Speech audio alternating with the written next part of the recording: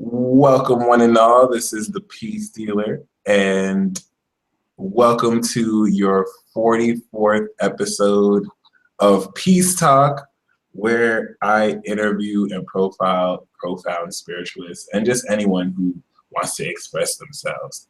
44 is a master number, and every master number episode I've had has been pretty extraordinary. And in that sense, I'm very happy to introduce Karen. How are you? Hi, how are you? I'm still laughing about the last broadcast. Yeah, for those of you who are not live and watching this for the first time, we literally had to make a new broadcast because there was heavy interference. Like there was a literal interfering of my voice happening with what I would say, and it was in a deliberate sense for her not to drop the knowledge. You're about to hear her. Let me just say that. Hopefully. Yes. Yeah. So for those of you in the comments, thank you for joining us. They're very excited. And yeah. I can't see the comments, huh? Huh? Am I able to see the comments? Yes. Let me give you the link to the actual video. And then This is my first time live, by the way. So for those who are interested or curious, and we're gonna go into her chart, everyone, but what is your sun, moon, and rising? This is my first time live, by the way. Oh, that's not gonna work. So for those who are interested, hear the video, and we're gonna go into her chart, everyone, but what is your sun, moon, and rising? This is my first time live, by the way. Oh, that's not gonna work. Let's go. Who are interested, hear the video, and we're gonna. Oops.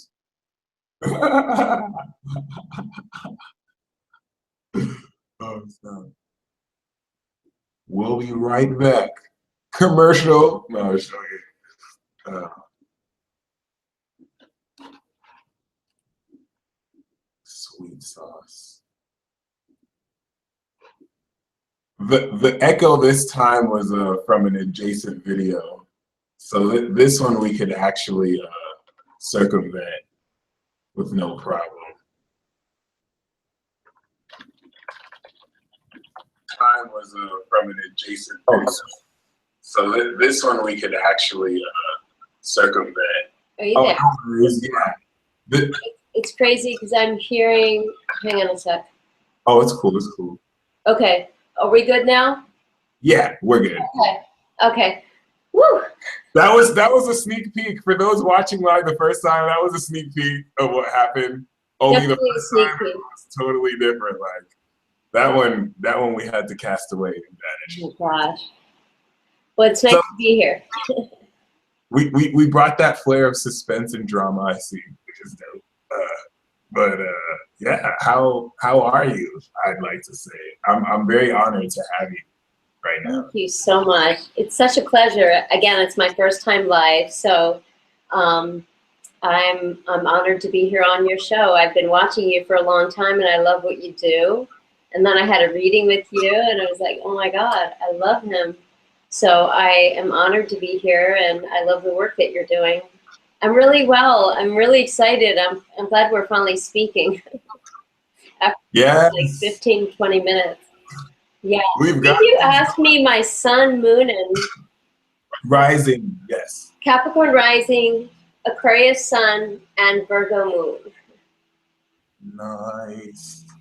So you also have the King Kunk's energy with your sun, with the Virgo and Aquarius there. Yeah, in the first house. How do you think that makes you feel? How do you think that like differentiates you from other Aquariuses for people who want to get a feel of how the combos work? As far as my sun sign being in Aquarius, yes, affecting my Virgo stuff. Yes. Or, oh, well, it's interesting. Well, I think I would have to talk about the Capricorn rising as well with the whole thing. And I would say that differentiate from other Aquarians, I might say that I have this Capricorn rising allows me to kind of bring into reality, into real material form, the things that I bring through into spirit. Like I'm doing formulas and things, so things will come in and I'm able to like bring them into like 3D form.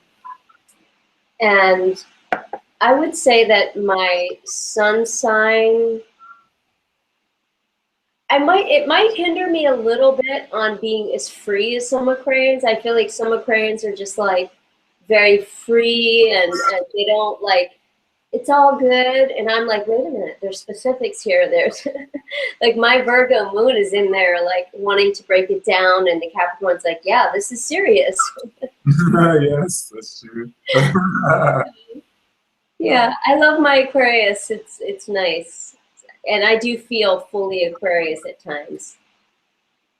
Right. And I think that's so, I'm not sure if this is 100% right, but I think you are the second Aquarius woman at that I've had on this series. Oh. Well, yeah, the second Aquarius for sure. It's just, I want to make sure I'm not forgetting. No. You're the third Aquarius. This is good now. You are totally the charm. So I'm interested though, because I really do resonate with this being the new Aquarian age, whether we're still transitioning, being that you have really like, you're part of the Pluto Virgo generation. Like how have you experienced this whole like shift and people being more open to stuff like this or less thereof? Well, it's interesting because, you know, being born in the 60s, you know, everyone, you know, we were doing kind of the similar things back then, but I was just a baby. So as I grew older in my teens and early, you know, womanhood, I was experiencing a lot of like, sort of like the Capricorn. It felt to me like there was a lot of Capricorn influence as far as the man. And it wasn't until probably the later years that I kind of just absorbed into this whole, you know, myself, my true self, which is in this movement. So it's actually really very natural, I think, is because I was born in that way of just kind of going with the flow, and you know how the 60s were, from what you heard. And I really feel we're bringing it forth in a way that's, I think we're actually succeeding more than people realize as far as the Aquarian age. I think that we're really creating new grid systems in a way that things will be for the earth. Like what we're doing now in the next 10 years is going to really show up in a way that we realize, oh gosh, we were doing it. Oh, yeah. What's happening?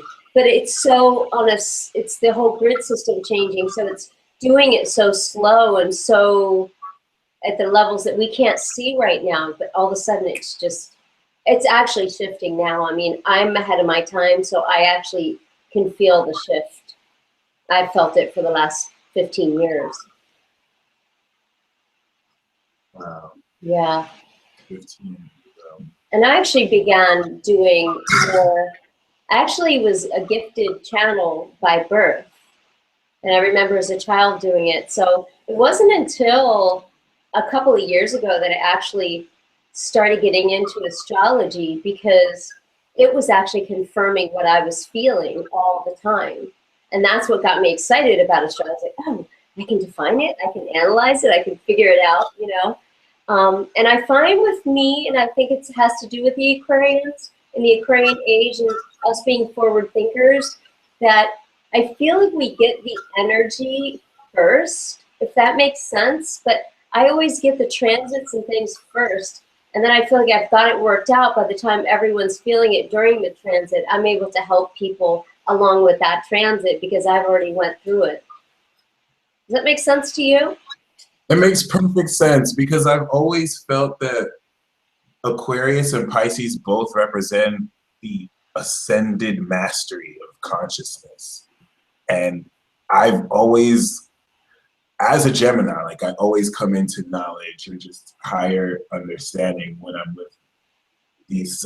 And I don't want to just like make it sign exclusive too, but yeah, it totally does make a whole lot of sense. And it just adds, it just adds to the astounding nature of the cosmic quality of the stars and our connection, and how like things just work out the way they can and will. Honestly, I'm even more excited to be talking to you as an air sign, because now I have so much to say, but I'm like, what do I want to talk about? What do I want to talk about? Exactly. Same here. I think we're trying to settle down from that whole, the past, you know. Yeah, And the fiasco right there. the fact that we can actually talk is quite nice. Yeah. Oh man. So for those who are for those who are curious, what is it that you do? Well, well, I was born a channel. It was kind of inbred. I got it from my grandmother. My grandmother was born with a silk veil over her face. And what that said in the old mystics is that she could see through the veil. And so she handed that down to my family. And I'm the one that, I was actually the closest to her. And I'm the one that sort of like embraced that. So I've always had that in me. I've always had people coming to me, and I've always just been sharing. And I was kind of born in the cosmetology world. So I started working as a cosmetologist and working in Beverly Hills on the set, doing hair and makeup. And it was a perfect opportunity to get up close to people.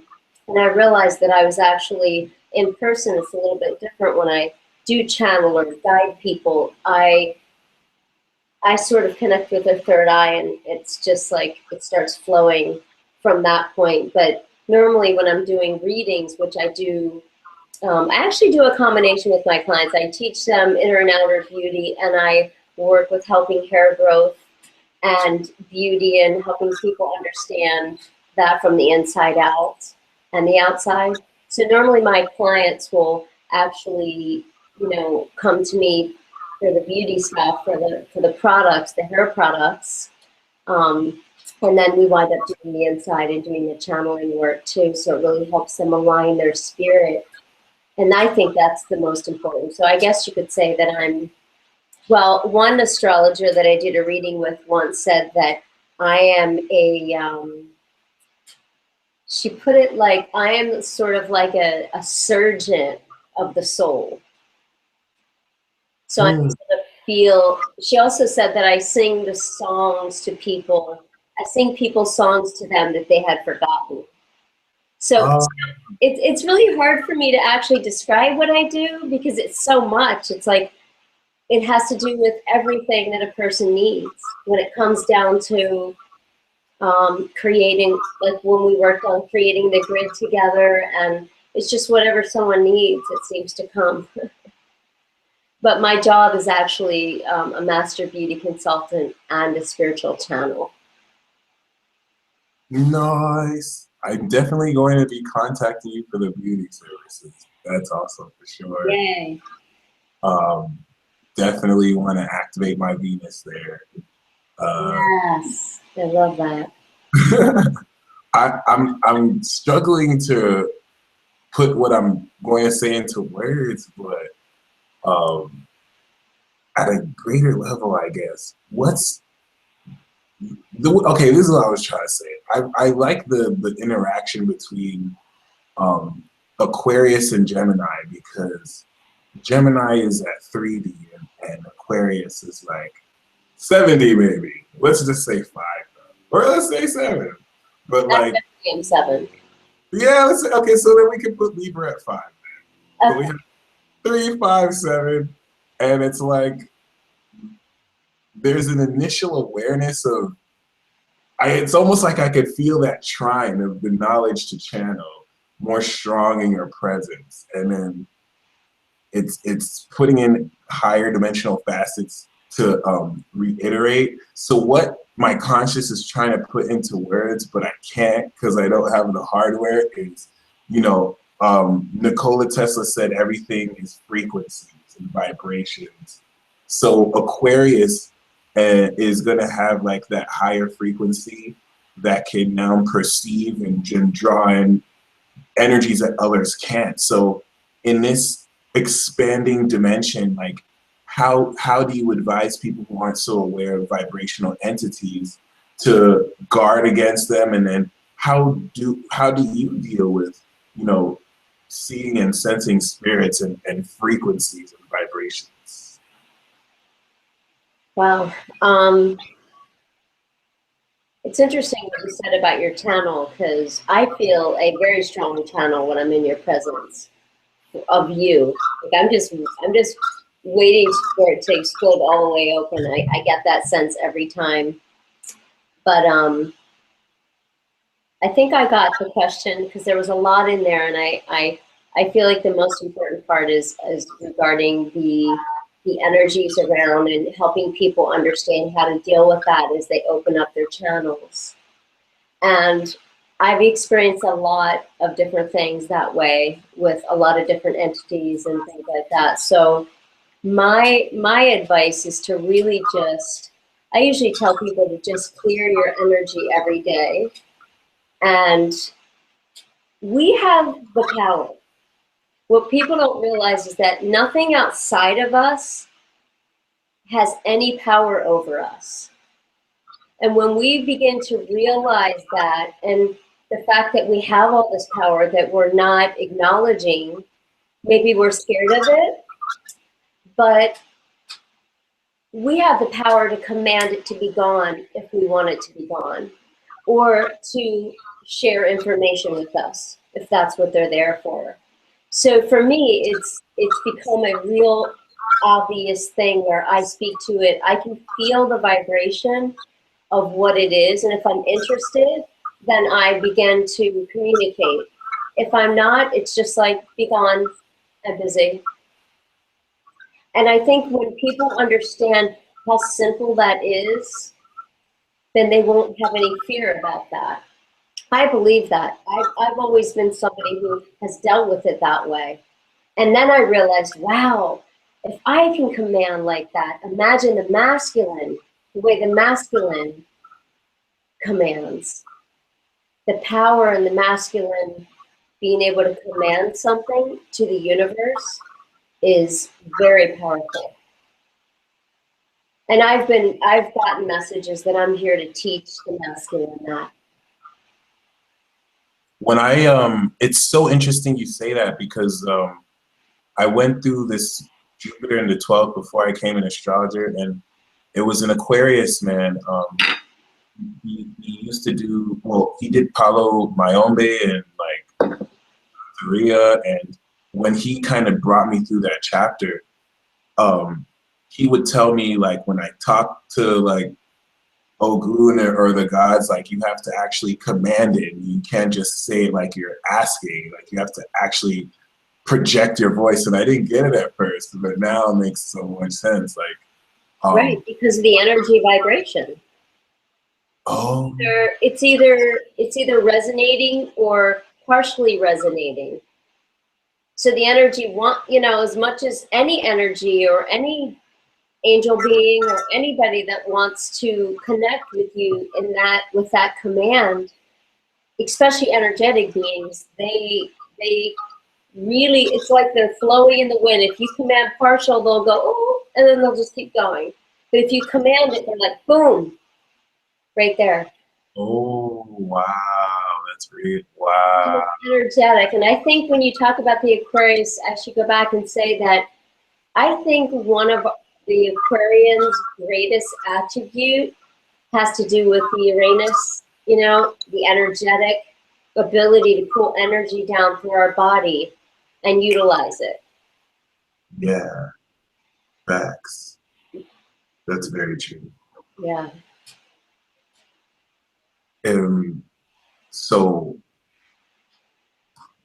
there's we talked about oh yes. Nah, I just got mine, so I just forgot what I was about to say, which is crazy. I think I got overloaded. But yeah, it's like a light bulb getting like. I got to. Yeah, I started thinking too much about the frequencies. Like, oh, that's why you're gonna project. But what I wanted to ask was, so you mentioned the masculine would have a more powerful commanding sense. So where does the feminine tie in as far as like, is it just receptivity or is it? Actually, we're coming into our power that way now. We definitely have grown to a significant level in this time period as far as receiving. I think that we've always been natural receivers as feminine, but because we're used to giving so much, we tend to forget to receive. So now that we're understanding that, I think you can see, especially in your generation, the female is really thinking about herself and being herself and creating a strong self. To where it was back in the day, in my generation, it was like, what can I do for you? What can I do for you? And now we're like, no, it's me. How will you share this time with me? Instead of what can I do for you? So it's a different dynamic now. So I think the feminine is raised up in the energy and the ability of receiving and commanding. I do think that in essence, the masculine has a stronger manifestation ability right now. And that's why we were talking before we came on about them having a difficult time surrendering to the feminine. Oh yeah. Regarding, being vulnerable again, being able to be intimate in a way that's really intimate, not just sexuality. That's, the feminine and the masculine is probably my biggest passion. The yin and yang, it's definitely quite the game changer, the key. What you mentioned is so profound because it wasn't it's something I knew, but I didn't really piece together till now. Like the real reason why love is not blocked or why I'm not really in a relationship, I really didn't realize this huge part of me is shutting out being vulnerable. And it's my Saturn and Moon and Cat. Like, it's not like there's the fear, but it's more of there's a way you can feel like, oh, I don't want to feel vulnerable, but it's just like willful. Like, well, I guess you're just not going to be in a relationship then. Yeah. And I didn't realize until now and how like horrible that is. Like how it could just be so. But generally speaking, too, my bad. Yeah. And it's scary for you, for the masculine. Like I have a lot of compassion for it because it's scary. Because there's a part of a masculine that he needs to he's going to think before he does it in the approach. Like if he decides to be vulnerable, and some have done it and done fantastic jobs and realized this already, but right before he decides to do it, he's going to think he's going to lose his power. Oh, that's so true. So when he says, for the sake of love and healing on the planet, I'm going to do it anyway, what he's going to realize, and that's probably why we weren't supposed to be able to get onto this and we're having trouble, because once he does do that for the love of the planet, because we need love to raise the planet, we need more balance in the masculine and feminine to raise the planet. So we need the masculine now to do this. And for him to be able to do it is very challenging, especially for the masculine, because they've held the power all this time. So now they're thinking they're going to lose their power. What masculine's going to do that? Not many. And I hate to interrupt you, but it's so profound because like I've been so obsessed with awakening my power, and spirit has been telling me the feminine, you have to give it up to the feminine, and it's like that's not gonna happen. Like I'm gonna do it Exactly. like I didn't even consider it. Yeah, because you're like, oh no, I'll just be like good being me, right? But what's going to happen is that once the masculine does that, and you personally, once you do it and you become vulnerable, what's going to happen is you're going to find a power that you never knew you had. Because there's a healing that needs to take place with the masculine and the feminine, but we've done the work. We're ready to do this work first, and then the other work will come. Now the feminine is waiting for the masculine to stand beside her and support her elevation.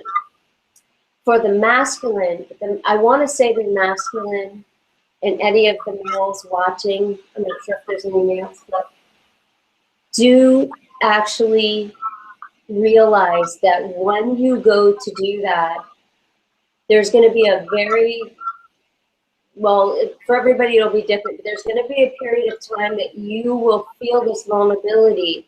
You'll need to do that in order to heal your heart.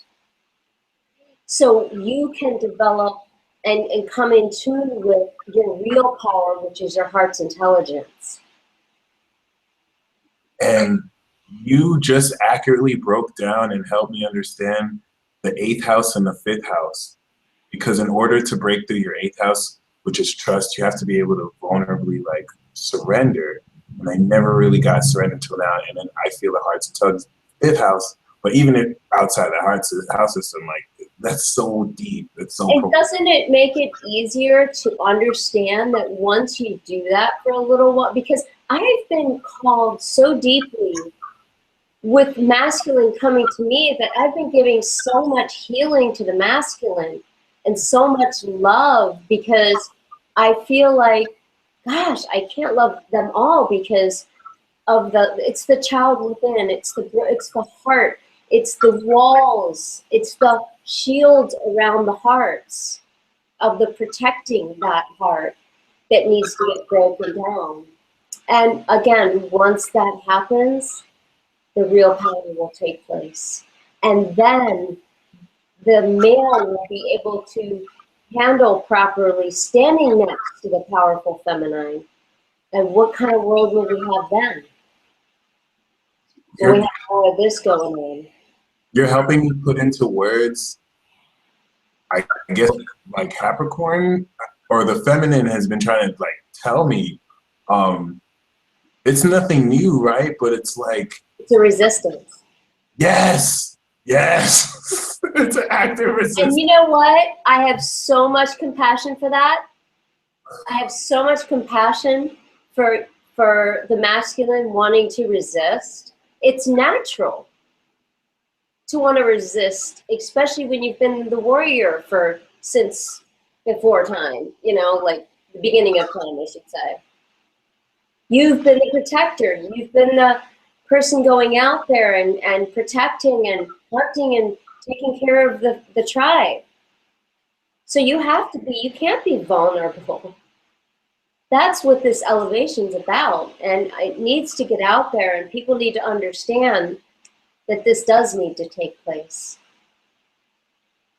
And they need to understand, and I want the masculine to understand that the feminine we do have the power now to be able to handle that, for you guys to take a rest now over all these years and break down those walls so that you can, again, connect into your heart's intelligence in a way that your power will be beyond the man. And that will be amazing to see, because again, going back to the power of the masculine in his command will really get some things done around here. And how can you how can you explain the heart's intelligence for those who aren't familiar? Okay, the heart's intelligence. It's like we have a brain, and our brain has a certain intelligence. We also have this pineal gland that has its own intelligence, our third eye. And the heart actually has a brain. And all our cells have a brain. Everything that's alive has intelligence. So the thing about the heart's intelligence, that's where the most profound wisdom comes from. This is why I have the ability to channel, because my heart desires the knowledge and it comes through, and then I'm able to speak it out. And the heart's intelligence, it's like, okay, I'll tell you a little story. There was this doctor who did some research. If anybody wants to really know and get it explained like scientifically and much better than I've explained it here, get the book, The Heart's Code. It explains it really well. And it's basically like what it says in there, and I think this is a great way to say it, is that this man went into the hospital and he had a heart transplant. And he had someone else's heart. And when he came to living his life, he started getting information through his heart's intelligence and feelings for people that the prior person, as they found out, had feelings for the same person. Do you see how it links together? The intelligence. If you think about intelligence, it's not limited to the brain. It's Wow. actually real intelligence, living intellect, intel. And this Knowledge is we don't really conceive ideas. We like to think we do, but it actually gets received and then perceived. wow, that's real. So we're all channeling anyway. That makes so much sense too. I totally agree with that. We're all channeling our souls that we share. We share souls from every lifetime that we've lived. And so we have all that information, and once we realize the power of that and the awareness that we can tap into that for information, then we can utilize that information. I honestly have not studied any of this stuff. This is stuff that have come from other lives for me. The knowledge, I believe. I mean, you say it's because I'm an Aquarian, but I actually feel as though I've had this coming in as I was born. So I feel like that we all have it. And, oh my God, it happened again. Oh, okay. Wow. Like I had what I was about to say, and it's literally like, It's crazy because I can feel that. too often. Yeah, like an angel or something, like take it from my head. So it's not like I forgot what I was gonna say, but it's like it's not in the access bank, which is really, if I wasn't used to it by now, I would have been really weirded out. Isn't it But part anyway, of being an air sign? I mean, it's part of We the let it whole. come in and we let it go out, and Yeah. Ah, there. Now I know why. Something like somebody mentioned in the chat that the masculine is feminine on the inside and the feminine is masculine on the inside. Well, How do you feel about that? I think that that's a part of it. I think that we all, here's what I know. I should just say I know. We have all been masculine in other lifetimes. So we're just a soul. We're really not anything. We're like androgynous, our souls. But before we come into this planet, we choose to decide, I want to live this out as a feminine this life. So yes, we have the availability of all the masculine, but we're playing out the feminine and the masculine. If we chose that, we chose this life to experience it as the feminine, even though we can tap into all those other parts. Absolutely. And I do think that we all have masculine and feminine within us, for sure. There's a reason I chose to come in as a feminine and you chose to come in as a masculine. So that's interesting. So our souls are sex or gender, which is quite the debatable. What was that? I'm sorry, I missed you there. You were blacking out. Oh, my bad. No, I'm saying sex is, the soul is outside of sex and gender.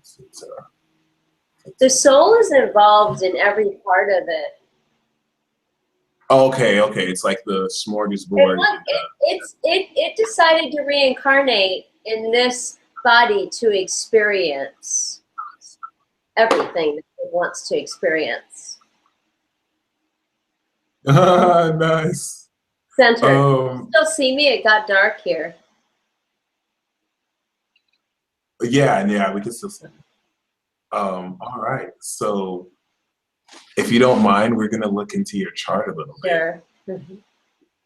Show people.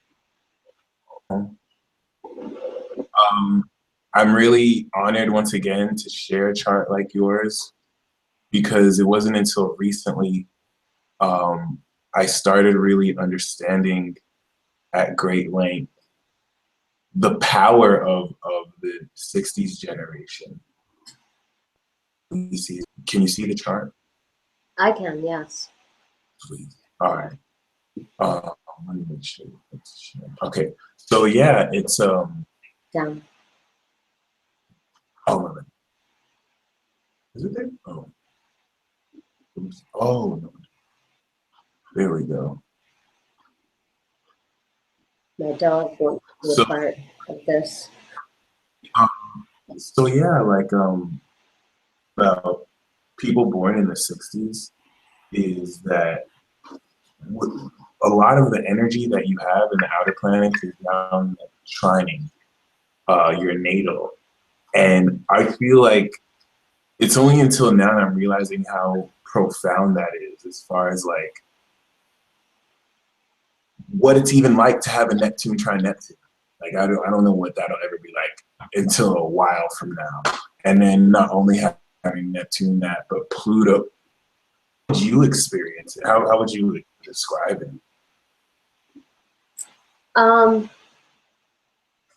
As far as my Neptune, you know, well, I'm not the advanced astrologer like you, but what I can say is, and I didn't hear you all the way, I can say that in my 11th house, and again, when I'm reading other people's chart, I basically channel it in a way that I know how to synchronize the chart for them and help them, guide them in keeping their chart in harmony, you know, where their challenges are. But I believe Neptune, this is the way I describe Neptune. Neptune is, he's down in the deep sea, and it's dark down there. And I feel like when we have that aspecting, especially, you know, our sun sign of who we are, especially being in the first house. So one of the things about my chart that I've noticed is that I am kind of like I am, because I was born in the first house, and then I have all these aspects. Now, Neptune, I feel like when you dive deep like that a lot of fears come up. A lot of because it's uncertainty, it's unknowing, it's dark down there. It's like, wait, should I go that deep, you know?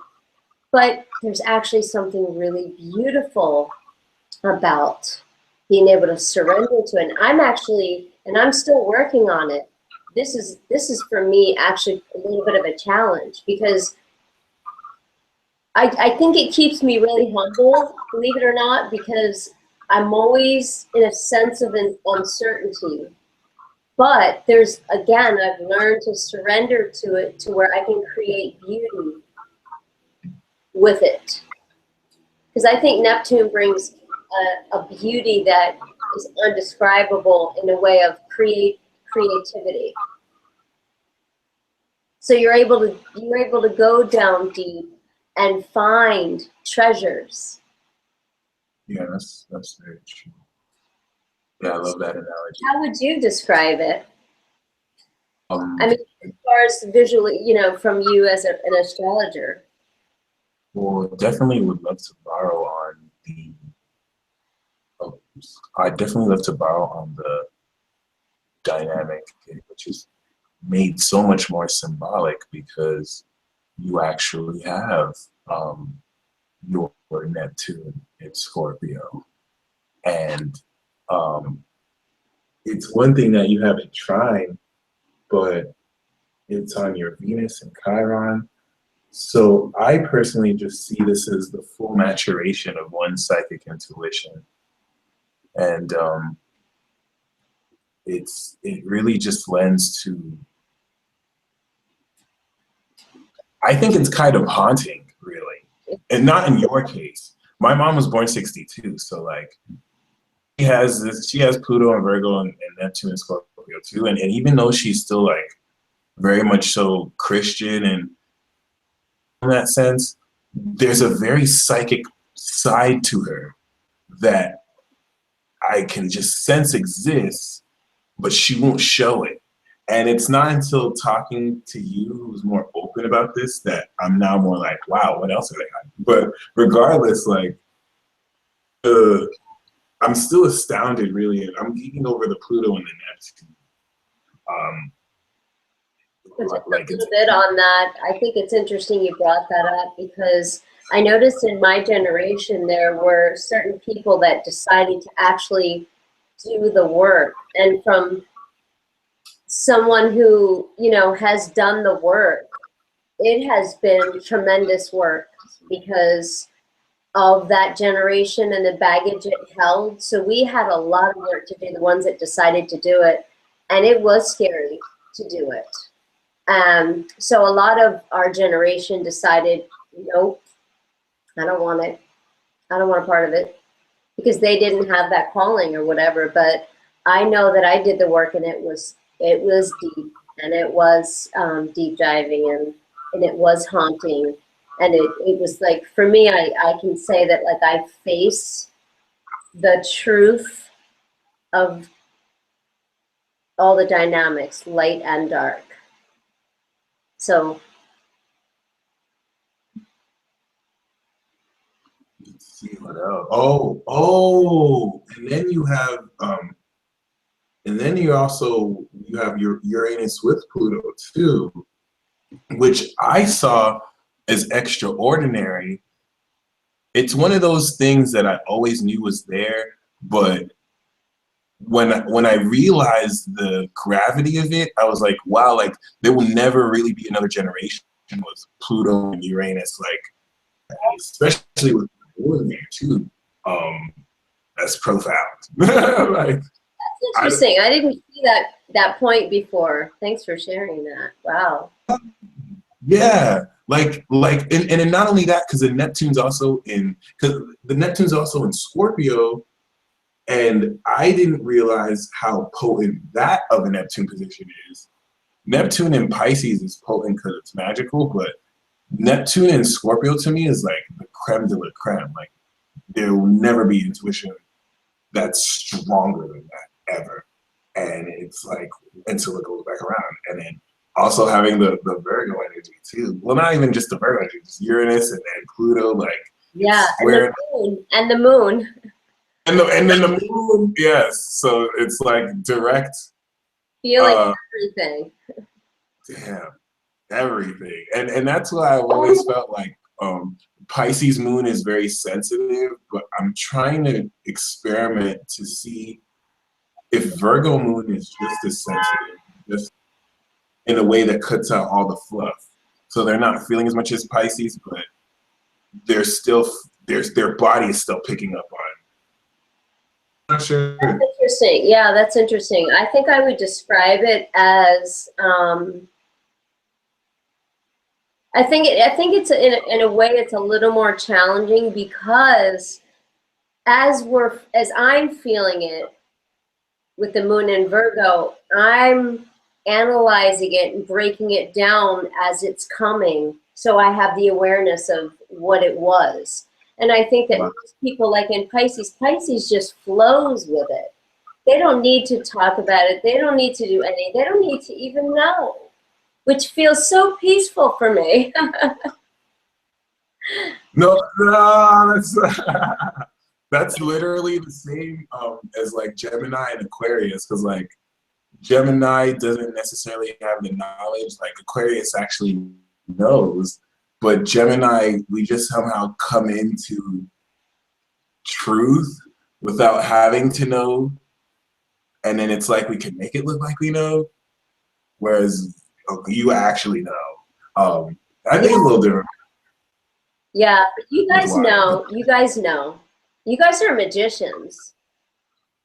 Yes. I've noticed the Gemini is a magician, and they almost act like they don't know. They're like, oh yeah, but you just have to be positive. You just have to do this, and then they're like, yeah, I don't know where I got that from. I'm just, because they don't stop to think where they got it from, and it depends on your whole chart and everything. But I feel like, with the Gemini, and I might not either as an Aquarius. I mean, even though I have the knowledge, I don't know if I'd hold it if it wasn't for the Virgo breaking it down and me understanding it all. Because I literally understand like every transition point that I went through since I've grown, since I've decided in '98 to step fully on the path. So I haven't really understood. This is why I can teach it and understand other people when they're going through it. And none of it, when I'm guiding, comes from my brain. Like even talking like this for me is very hard. It's better for me just to go into the state and go from there. But I don't know that the channel will hold that. And when it comes to readings, I had the privilege and honor of having a reading from Karen, and that was the best reading I've ever gotten. Oh. So much so, like nothing like, I think the only other reading that was equally as profound was K Pisces. But of course, she's a Pisces, right? Yeah. The thing that was similar to both of you is I didn't tell you anything, and you both, and you especially, detailed every single thing. That's that Virgo moon. Yes, and it made me feel vulnerable because Yeah. the stuff you told me, I had all selectively gathered by myself. Like, all right, Michael, this is what you have to do. This is my super secret plan. And I had a reading with her, and she just detailed it out. And I'm just like, what the? So don't get a reading with her if you don't want the real. You're not ready to see me.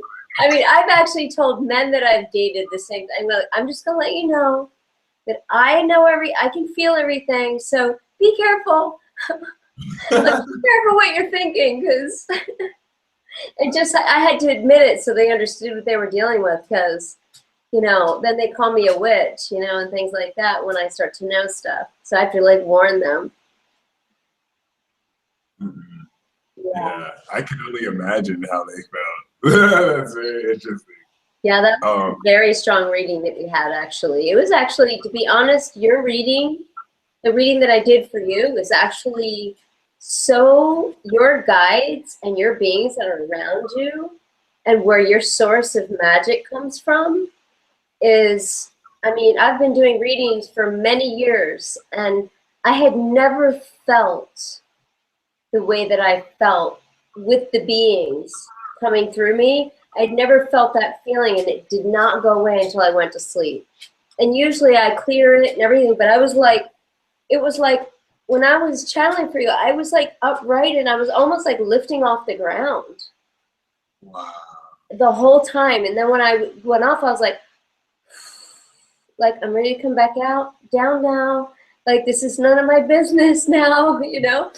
And it just kept, it was like I got more aligned though, which was interesting. Like, I'm aligned, but it aligned me like you have some powerful beings around you. Your higher guides and beings are extremely high level. That's why it comes through you when you're talking and you just know this stuff and blow people away. You don't even know why, because you're just like letting it, you decide to do it and it comes through. I swear to you, I don't know. Like, I there's know. some stuff that I'll say, and I'm like, there's no way I came up with this. Like, I'll read some stuff like, did I write that? Like, I'm just the best. I'm literally just the best. Like, you are. Absolutely. It's a humble vessel.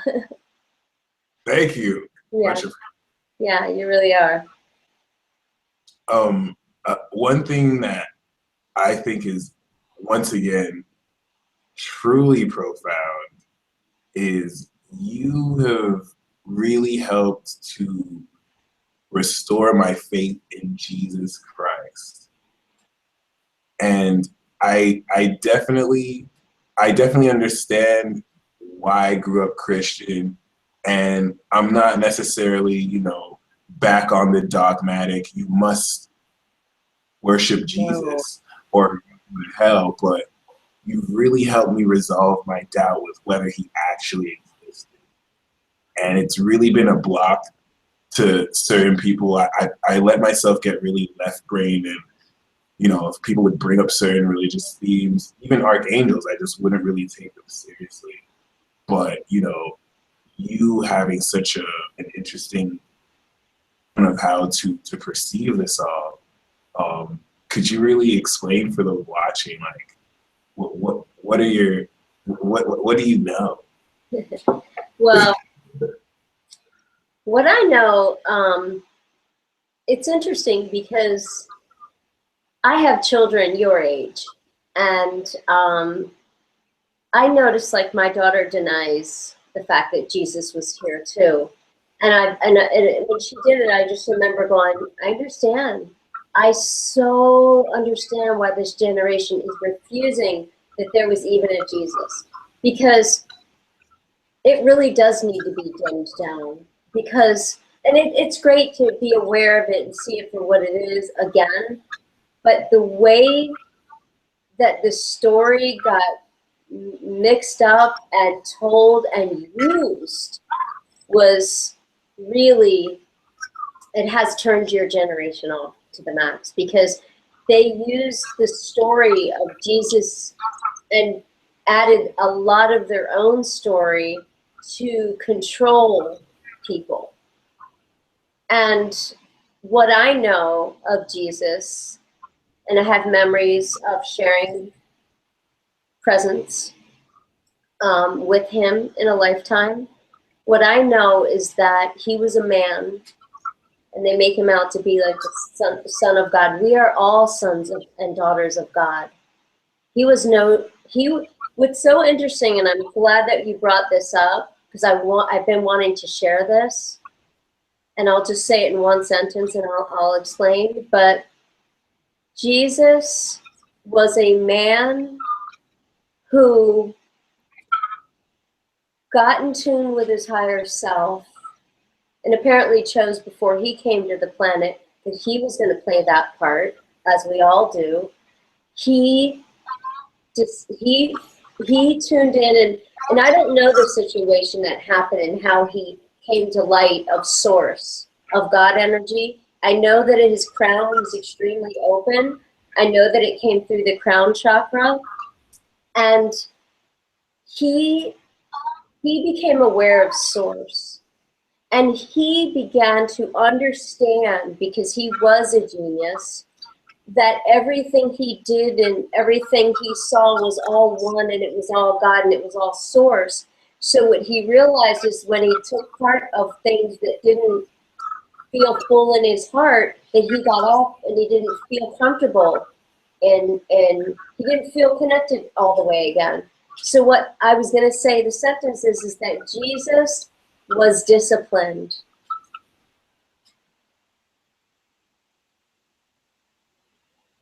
And through that discipline, he actually totally aligned with Source and the ability to see through astral plane, to, you know, do his magic. I mean, there were some things true that's in the Bible because they utilized the magic that he did to scare people. They did utilize it. Not all of it is true, some of it. And he was able to do that because we are able to do that. So, which he said in the Bible. Hmm? Which he said in the Bible too. Like, what was that? Breaking up. I wonder why. I apologize. No, he said that in the Bible too. Like, he never once said he was God. He was like, yeah, you can do what I'm doing. Just have more faith. Like, that's all he's been saying. Like, and he never said worship. I mean, who knows what he really said, but I'm sure that, because what a lot of the Bible, I don't know if any of it's true. I mean, there's some stories that they utilize that parts of it are true, but the way they tell the story, I do believe it's finagled and it's sort of like turned into a kindergarten book because it was hard for us to understand, and plus they realized they could use it for control. But I think that really that he knew, as I know, and I'm still developing that discipline, but he knew as I know, and I feel like we all have this inner knowing that we can do anything we want on the planet because we're here to manifest and align with our higher self, which is linked to Source. In doing that, as you know, the more aligned we are, the more we start to see energies, the more gifts start showing up in our world. So he basically was just disciplined with Source, and he purified himself. And we can all do the same things and more. I do believe that would be a statement he would say. I can't say that's true. I am not a Christian. I believe in 100% of Jesus. I actually love him and admire his discipline and what he achieved. And I just want people to realize that we all have that potential.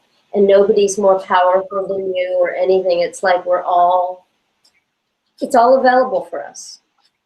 So that's what I know. That's all I'll say. How would you describe his relationship with Mary? Someone in the chat said that Mary was his twin flame and that she awakened him. That's interesting. I actually think that it's actually what's going on now with the masculine. Okay, what comes to me is that he actually awakened her, because when she met him, he loved her and he was so non-judgmental that she rose up with all the knowledge he taught her. She became advanced as well. And yes, they were reflections, and they were, I don't know about the name twin flame. I mean, I like the sound of it. I do think there is a chance that we have these perfect divine partners. I do believe they were divine partners. Yeah, right. And I think that the souls of those beings and many more that we've never heard a story about are reincarnated within all of us, and that we have the potential now in this time to beyond what was, because of we have the abilities, unlimited abilities, but it does take discipline. That's why a lot of people don't realize with spirituality, they think that you just meditate or you tune in or whatever way that you decide to tune in and get more receptive and more perceptive, that we are able to do that,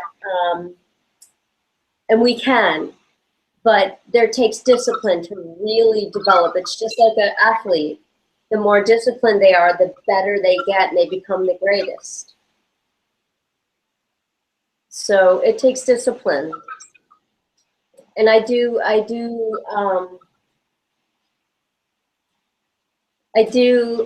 only go so far with this, actually. Yeah, that's good. Unless there's any other questions. No, we did. I didn't realize like time flew so much. Like we actually have cards. We were gonna draw, and I love it. when thinking, usually I bring up a topic, but I'll put this in your table. What would you like to draw cards about?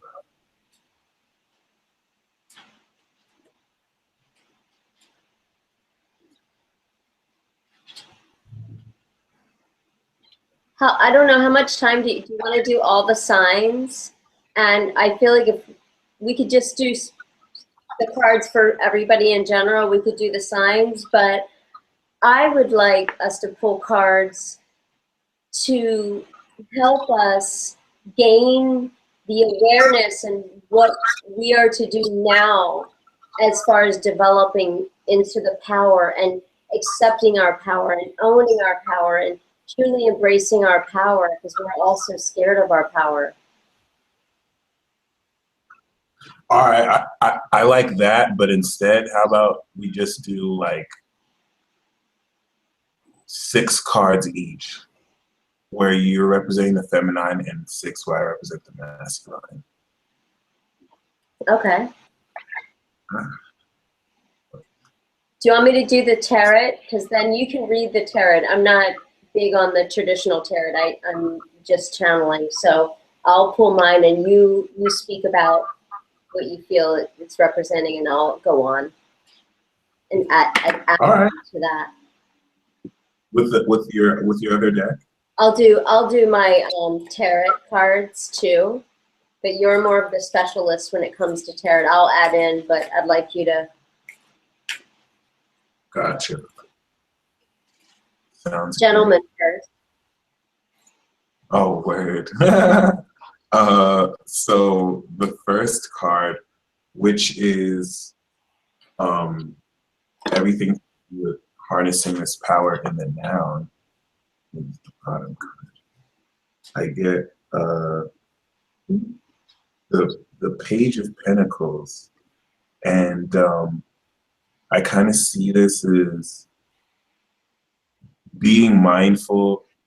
Actually, it's 100% what you said about discipline.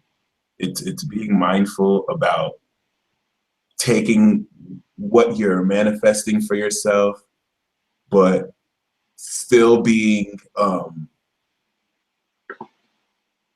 mindful enough and sound to follow through.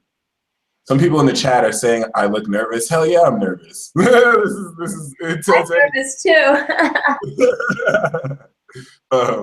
But yeah, honestly, I don't want to embellish. Like, I feel disciplined. Like everything you said about discipline is yeah, that's beautiful. to bring higher levels. Should I pull one now for the feminine about their power?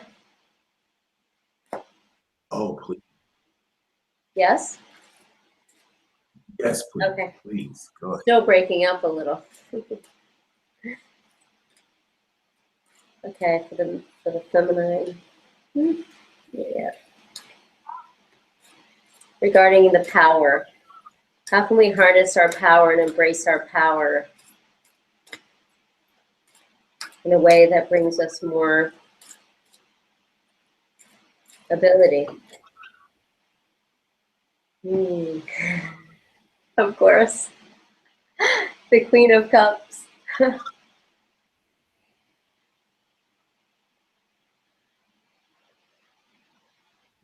Are we real time? So yeah, we're real time. I feel like this is about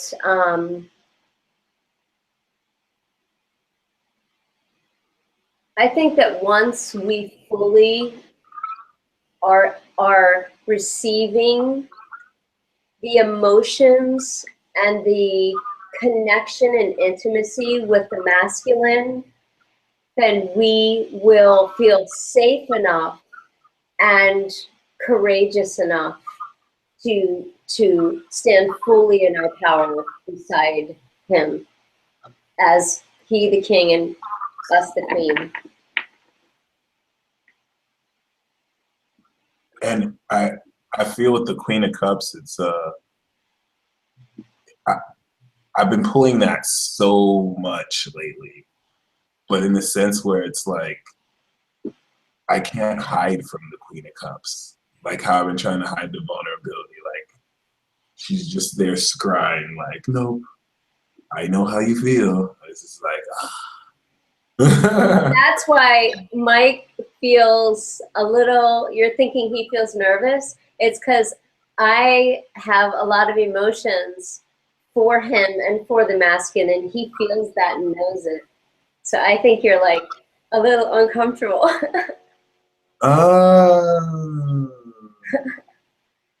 From all that It's like, love.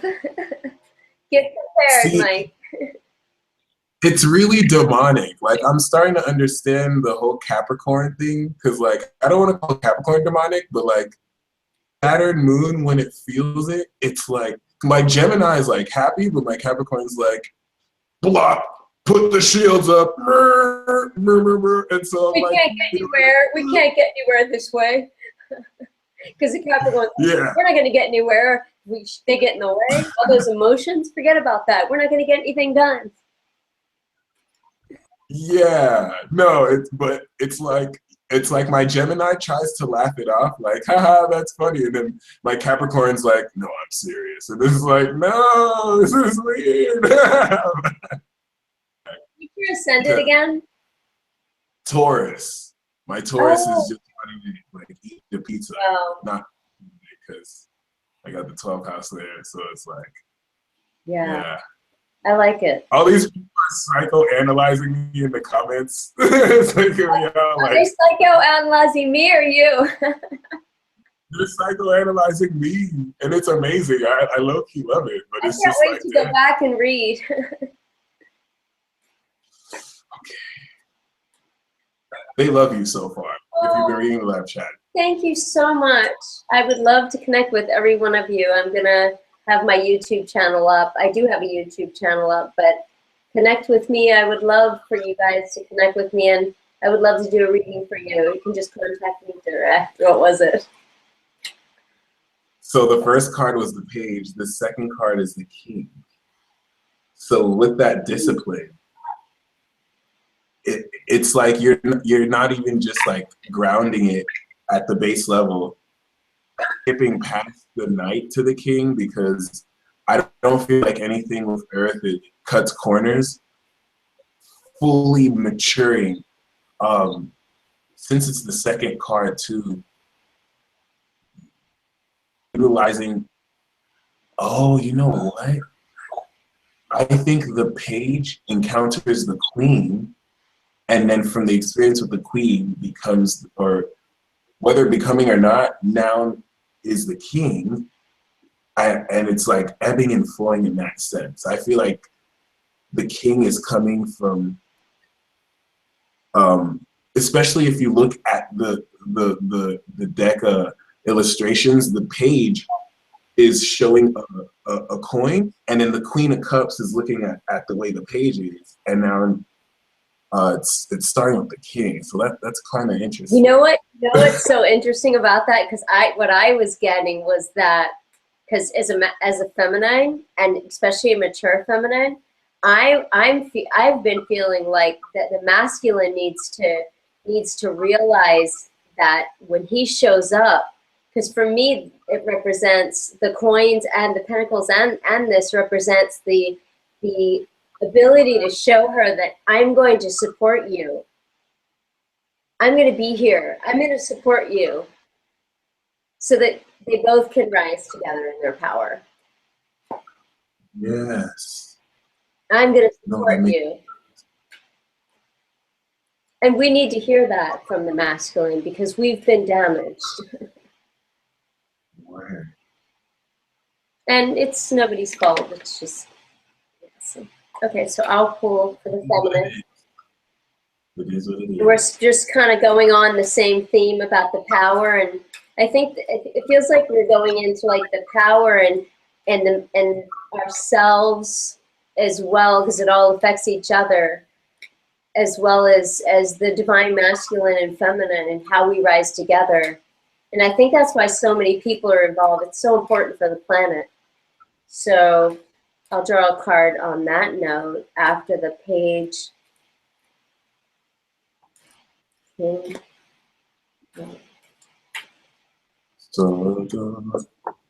the page is like going from getting yourself, the masculine getting themselves together to the king, where they can now support someone else so far.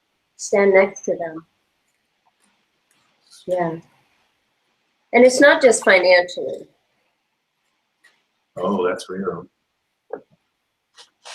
It's support in the purest sense of, and feminines can handle their own finances. If they want to help, great, because the support is what we need. You guys need the love, we need the support. Let's see what this card says. My glasses. Wow. I'm going to have you read this. The Two of Staves. Really a feminine figure. Yeah. That's trippy. I pull personally for who I ever would marry. I always pull her. Yeah. So pretty This personal. is divine union to me. She's Wow. waiting. She's waiting. She's waiting. We are waiting. We're waiting. It takes courage. Like we had to have the courage of feminine to stand up as an individual again. Because back in the old paradigms, we always had a partner. It wasn't comfortable if we didn't have a man. But we stood up, and it took a lot of courage for us to stand up and get strong as just ourselves and decide that we're not going to settle anymore. But so we're waiting. That's what I get. She's waiting. If there's any men in the chat, she's waiting. Takes courage to be intimate. In a sense. That really helped. Yeah. No, yeah, it helped me understand Leo and Scorpio so much better. Like in the fifth house, like love takes courage, and I always saw it as like, yeah, you can say the truth, but to like you have to picture, which is your feelings and your vulnerabilities, and express that love courageously and whatnot. Yeah. And for real. It's and for real, not just to get it. And for real, that's so true. And it takes real, it takes so much that I've only seen a little bit of so far on the planet. It takes being able to really support her. You know, this is the reason why women are so insecure. It's not because they're, I mean, we had to grow there and we're working on that, but the masculine has us feeling we have to be so perfect all the time or they're going to go get somebody else. So we need to feel that love, and we're waiting to feel you guys be courageous enough to be intimate, because we want to love the heck out of you guys. Like, we can't wait. That's what the Two of Staves. We can't wait. And there's Archangel Michael is here. Very hot. That feels so reassuring. Like I just felt a wave of peace when you said that, like, Because it just see right there, that is what's going to, the masculine is going to get. That peace, and that peace will allow him to reach into his source in his heart's intelligence and trust that again in a way of its own knowledge for him and the planet, not just to love again. Wow. I love it. That was the second one. Okay. All right, let's round 3. Let's do this. Yeah, this is awesome. I love it. Yeah, it's quite potent so far. I just felt like certain subconscious programs go like, I'm trying to gather myself here. But yeah. Third card we have. All right. I love it. It's amazing. So we went from the page to the king, and so now we're building with the Page of Cups. This has everything to do with being vulnerable. And I love the Page of Cups because this is like when you feel it could be steeped in immaturity and like escapism, but the purity of this is being allowed to feel love, even if it doesn't make sense, and an initial sense of new feelings and your intuition awakening in this way. Yes, because that awakening will bring you into divine knowledge. We need that because of your commanding ability. And I feel like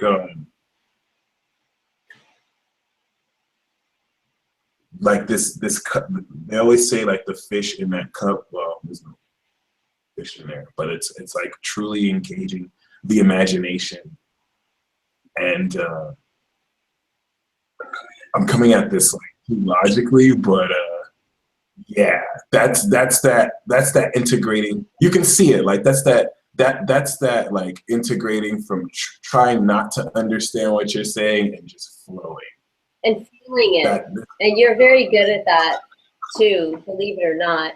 I mean, as far as like, I feel like as soon as we met, and I think that's part of why they feel you might be a little nervous, because when we did our reading, even you got so vulnerable because I gave you the space to do that, and actually you do channel more, I feel like, in my presence. So I think you're channeling.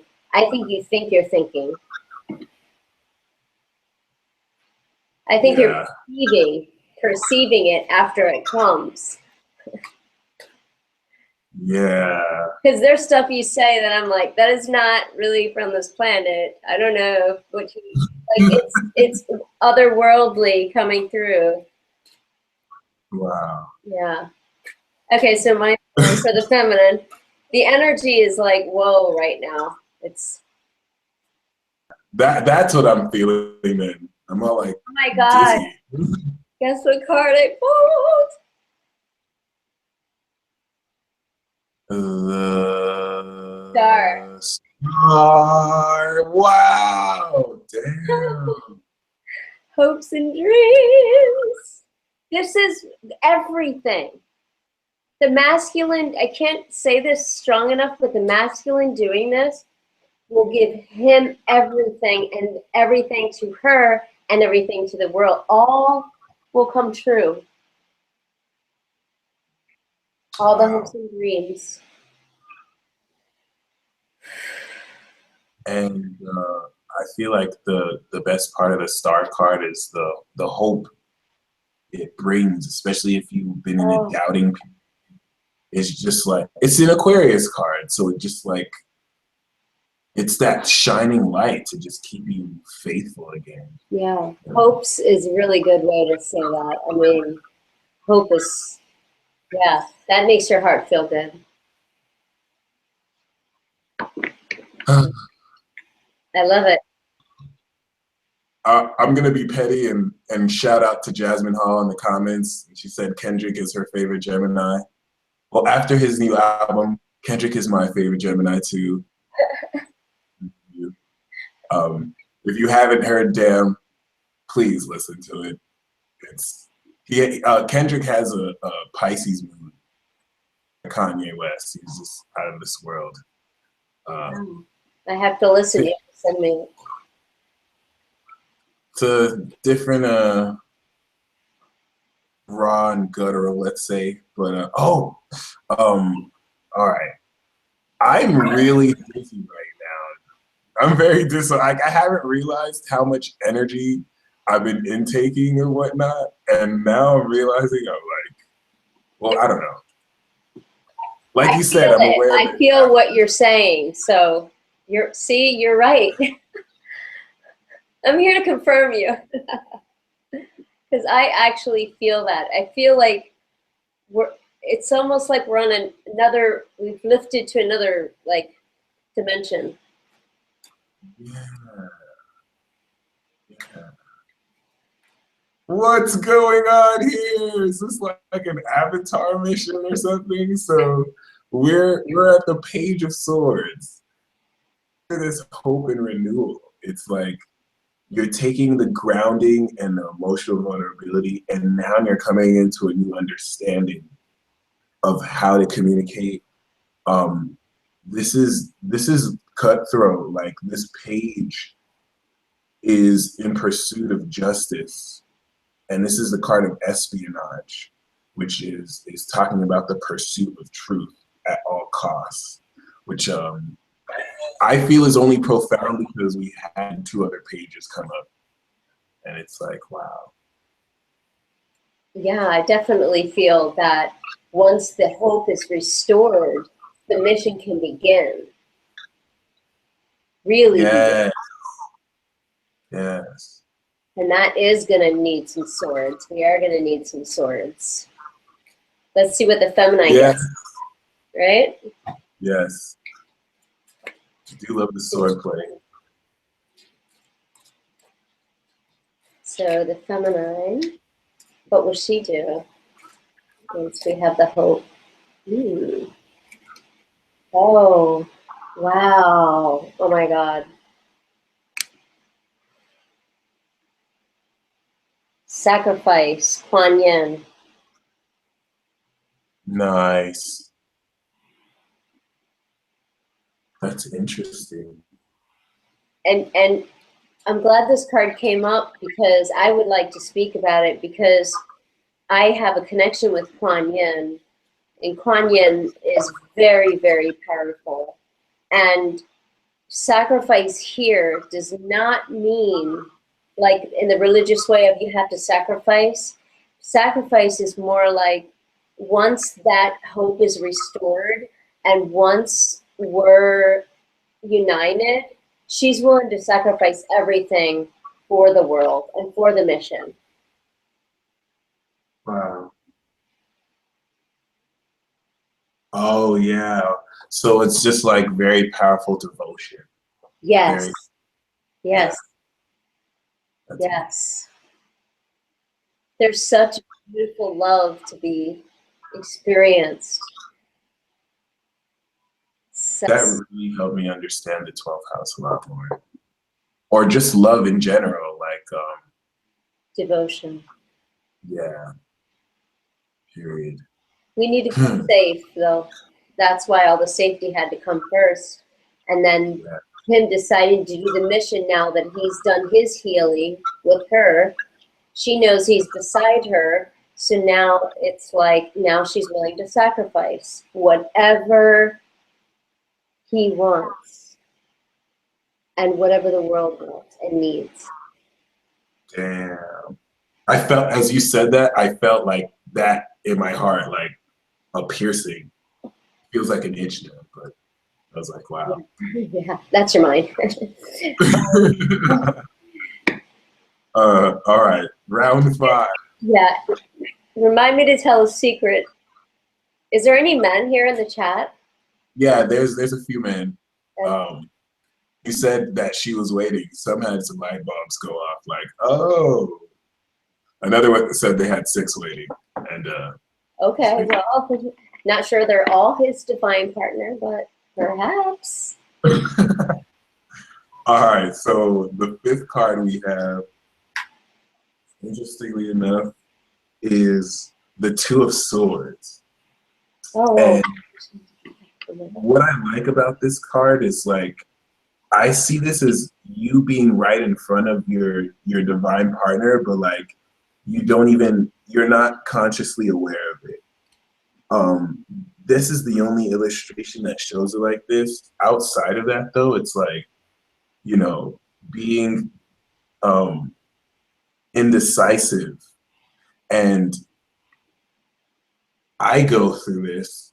It's like when I want love, it's like a cat. Uh, it's not when I want love is like cat, but the Two of Swords for the masculine is very like, yeah, I want to be vulnerable and intimate, but then we have to give our power away. It's like screw that, and then it's like, but I want the connection, but I want to give away the power, but I want the connection, but I don't want to give away the power, and it's just like. Here's what the masculine needs to know. He needs to know that he's not. It's impossible to give away your power. Oh, wow. that would do me for a loop right there. Huh. We decide to do that. We choose to do that, but it's impossible to do it inherently. And but again, going back to where we talked about, he may think he needs to right before he decides. He might think that and have to do that. But what I want to say to him is that you will actually gain a power that you've never experienced yet. And fulfillment. 100% fulfillment. Wow. Like, okay, I'm not gonna say that yet. Wait till the last. We'll wait till the last card. I don't want to get anybody in the chat too excited. Wait. All right. Yeah. So. Oh yeah, it's my turn. Okay, so I feel like, why do I feel like that Two of Swords is like a divine mission together?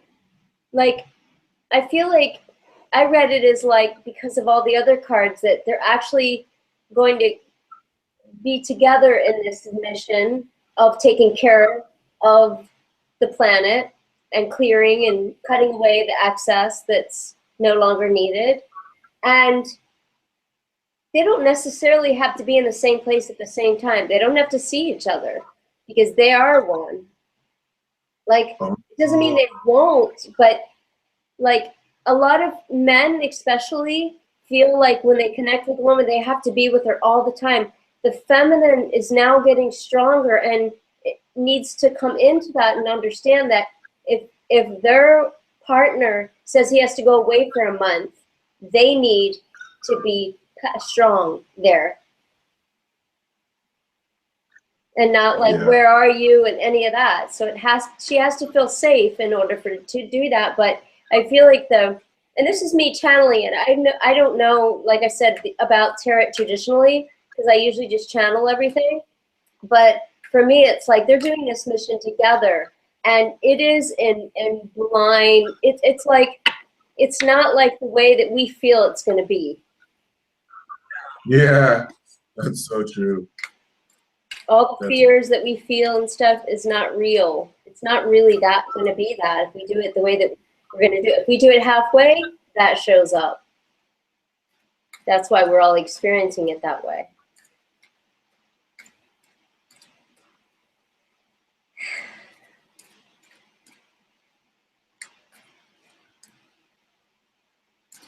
Does that make sense?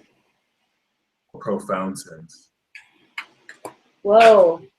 Okay. I definitely feel that dynamic between like being connected to someone doing the same work but different. That looks like the Eight of Cups. Yes. The Two of Swords and the Eight of Cups.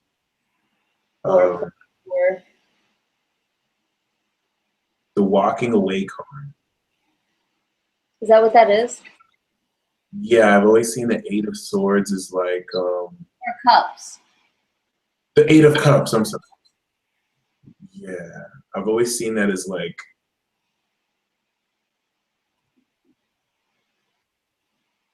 not just walking away, but you're having to detach the symbolism of that because it's coming from the Seven of Cups, which is being presented with so many options you don't know what to do. But then independent of that is I'm very emotionally attached to this, but in order to find my soul and spirit, I have to walk away. So that's why it's very somber. You're leaving attachments. And the next card is the Nine of Cups, the wish fulfillment. So ultimately, you're walking towards that which you desire, but Oh, after the sacrifice, it might be her having to really let go of you. well, if the divine masculine and feminine mission is going to actually be fulfilled, then I almost would see that as the masculine, well, if this is the feminine, I actually feel, I almost feel like that's her moving away and taking her emotions with her to protect until this divine mission happens. But it doesn't make sense now. But I do know that 3 cards popped out, and you're gonna, when I show you the 3 cards that popped out. Oh, to add on to that, you said the Two of Swords could be divine mission. The Eight of Cups is also a divine mission card. It's like going on your divine mission and embarking Because I on it. feel like we'll be doing separate ones. That's why it needs to be a trustworthy, safe environment so everybody can do their own thing still and not feel threatened. So when the masculine, a lot of the feminine do, but when the masculine sees that this partnership is powerful as it is, he will be able to go away and stay committed now in these times. But this is the Two of Cups. Wow. And then justice. And I was going to say, well, justice is going to be served before I pick this up. Like, it's going to happen. Like, Damn. it's going to happen. And The Ace of Cups, you gotta be kidding me. yeah. Wow. Oh, I'm getting warm. Archangel Michael is really. Was that 6? No, this is actually round 5. This is the last one. Okay. But I mean, that's already profound in of itself. That's like the Jupiter and Libra lesson, ordaining and establishing unions. Yeah. You know? Wow. Okay. So the last card we have is the Lover's card. And the Lover's card I see as following, you know, the Two of Swords. The reason why I think that's so symbolic is cards have to do with making choices. And the Two of Swords is indecisive, but the Lover's card is actually making that choice unified with the head and the heart. So we're making that transition from fighting from our mind and heart to like actually, you know, making a unified decision and of course experiencing love in all its forms. So I guess the best way to harness that after being safe and grounding that is being 5D and living from the heart. It's very much so a sexual card. Yeah. Okay. Well, then I was going to say when the last card is pulled, then I will speak about the sexuality part, because I think the masculine needs to know that once this is attained and he's willing to give that support to the feminine and actually have the courage to be vulnerable, then the sexuality that he will receive will be, it will completely blow his mind that he thought that, like, for the men out there that like cheat and stuff, they will realize at that point, and this will come to fruition, like this will come to be, they're going to realize that, oh my gosh, I was going to all these other women to be fulfilled, and there's like 150 different personalities within her. It took me to draw them out. Huh. Whoa. Yeah. Wow. Because I told you in one of our talks that I've experienced someone actually showing up as another personality when I was with them. And I said, oh, I know you. It was from another life. But we have, as we have this souls within ourselves, they say like in general 30 souls within ourselves, then we can share that with a partner. So it's like we're both being with like 30 different personalities. Because we are complex creatures. We do need diversity, and it's about the union, understanding that and being able to dance the dance. Yes. Dancing the sacred dance. And realizing that you can't have it for free, gentlemen. Yeah.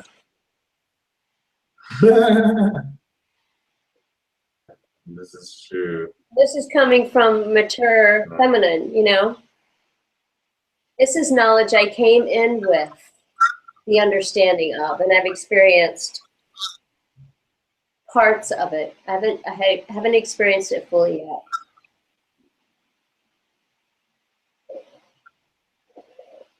All right. So, The last card.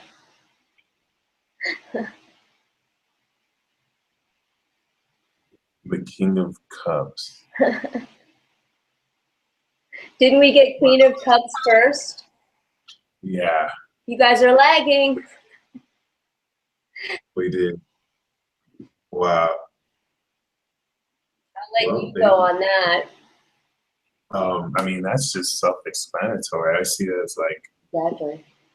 the mastery of one's emotions. I'm not even gonna pretend like I feel my frequency shifting right now. I do too. It's all over the place. I'm fighting surrender into it very hard, and I'm having existential crisis while still recording this. Beautiful. You're safe. This is a great example. You're safe to be vulnerable and allow the channel to come through you and be vulnerable at the same time, because there's nothing more beautiful. Yeah. See, I'm Gemini. Like, there's so many voices right now fighting for attention with me, and it's just like, okay. I always like to squeeze in this question. What are 3 zodiac signs that you love, and then 3 signs that give you the most challenge or energy outside of the sun?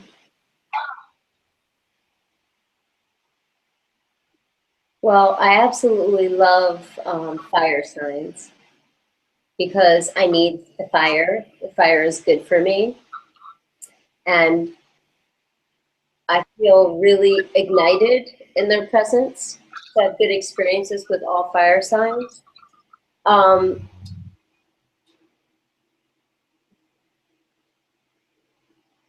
I would say the challenging ones for me seem to be Cancer and Scorpio.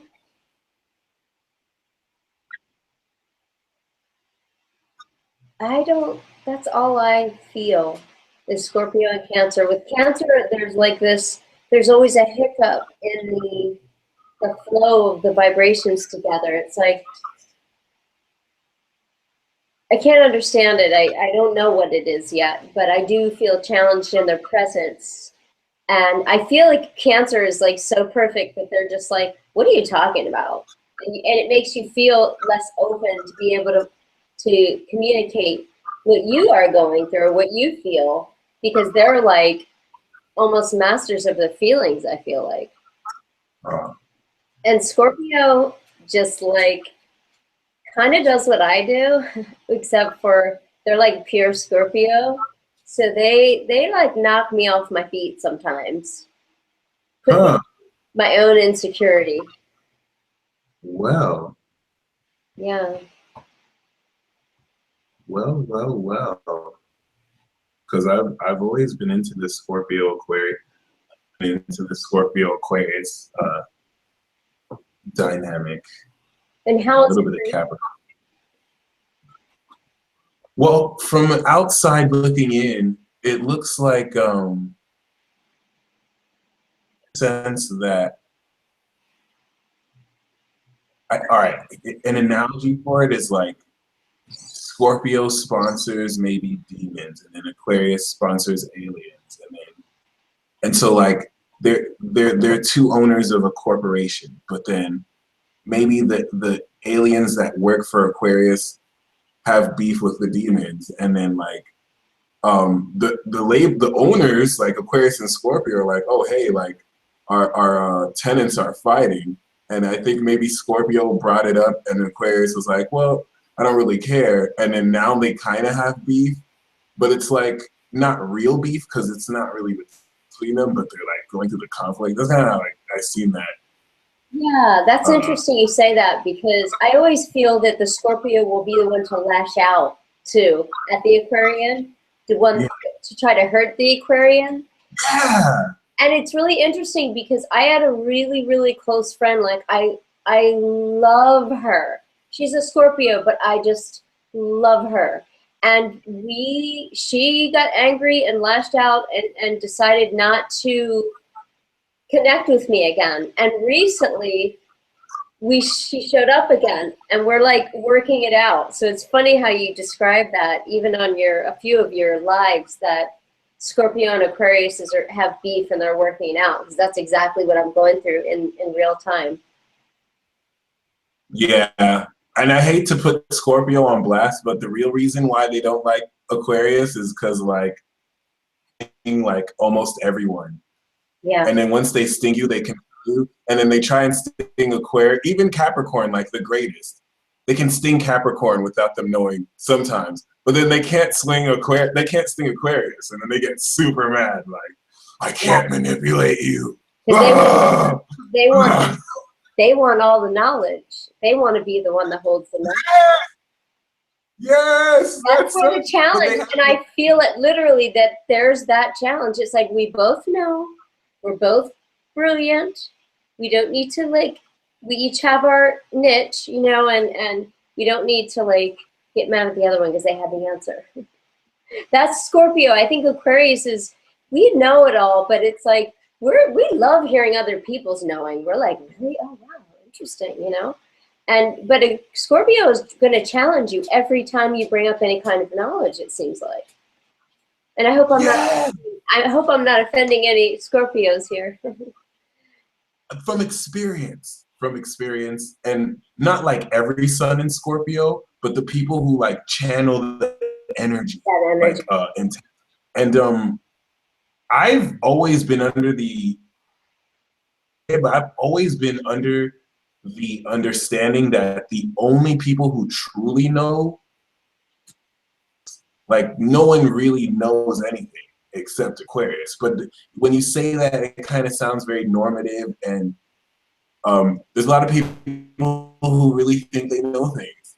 Like I think. Yeah, they know something. They know. I mean, we all know. We all have like a really aware knowledge, I believe, inside of us. But I feel like and I know this to be true. Like before I even knew about astrology and understood that Aquarius has the knowing and has the divine knowledge, I was told by psychics back in the early or late 80s that I have the gift of knowing. And I was like, what does that mean? You know? And I was just being open to that for many years because it did resonate with me. Then I understood. And so then I realized at that point that I had it, but I didn't realize it was like an Aquarian thing. But I do think that, that we all have the knowing, but Aquarius channels the knowing. They're endowed with it. So Yeah. it challenges the other people that have knowing, but they don't bring it on or as strong or something. I'm not sure. I feel like we all have it though. No, it's 100% because that's why I love Uranus as the ruling planet for Aquarius because both Aquarius and Pisces are opposite Virgo.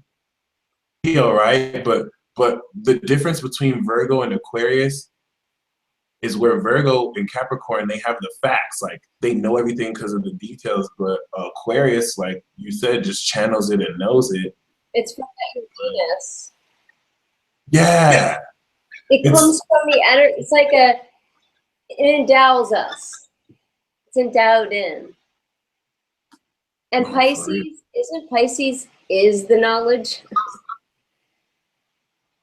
I see Aquarius is the knowledge, and then Pisces is the magic, like the awareness, the experience. That's what I mean by they are it, literally. We are endowed with it, but they become it, like physically or something. Oh, yeah. Oh yes. Wow. They're like they've like literally materialized in all of it, of everything. I'm speechless. Want to do any? That's why they don't want to do anything. Pisces are just like, whatever, you know, because everything's done to them. They are it. Like we're still, even as an Aquarius, we're still trying to accomplish. But Pisces is just like, it's already done. Doesn't matter because they are it. So they're like, what are we trying to accomplish? It's like, well, excuse me, us people want to become it.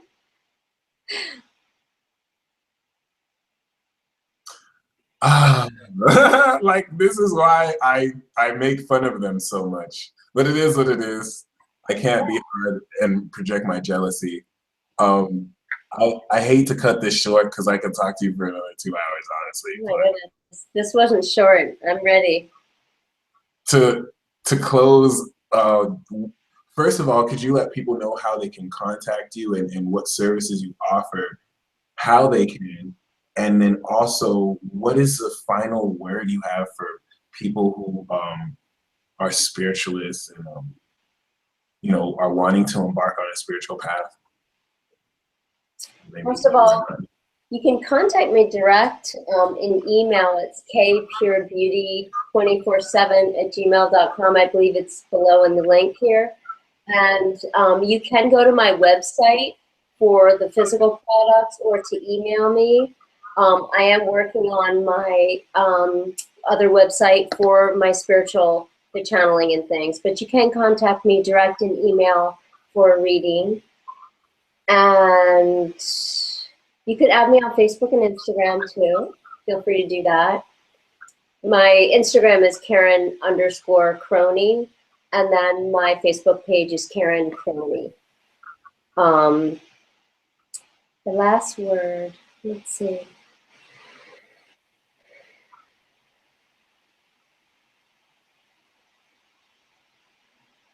I think I just want to thank everybody for allowing the space because I feel like the energy that showed up here was quite gentle and nice. You know, it was really nice. So I just want to thank everybody for creating a good environment energetically in the chat and whoever's watching this. And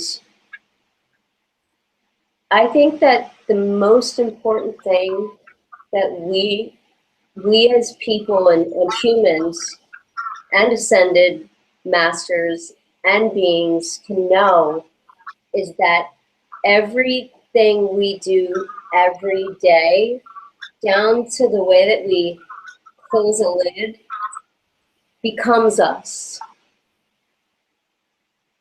So, Oh, wow.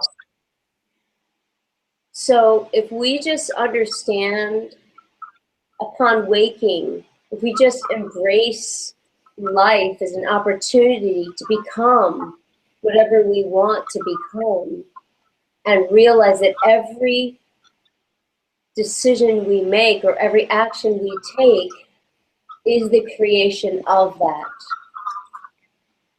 So be who you want to be and believe in your power, because you are power and you are knowledge. And I love everyone so much. I love the planet, I love the world, and it is my honor to serve. And it goes back to the thing we talked about Jesus, the discipline. That's what I'm going to say. Wow. Well, thank you so much. This is obviously one of my best episodes already. Yeah, So. Thank you. Wow. Blessings. Thank you, everybody. Thank you, Mike, for inviting me so much. Likewise. Thank you, everyone in the chat. And yeah, catch me next episode. I'll probably have another one next week. Yay.